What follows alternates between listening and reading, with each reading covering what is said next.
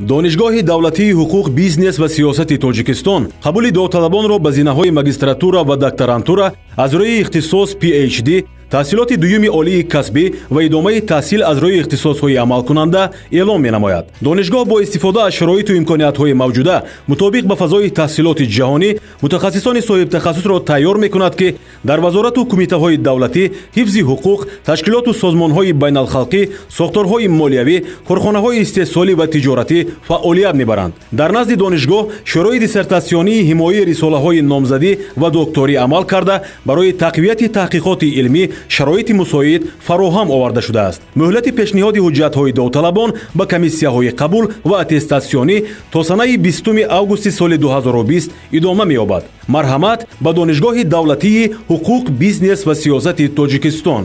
Суроға, шаҳри Хуҷанд, маҳаллаи 17, бинои таълимии рақами 2. Телефон 23811 20853 23035.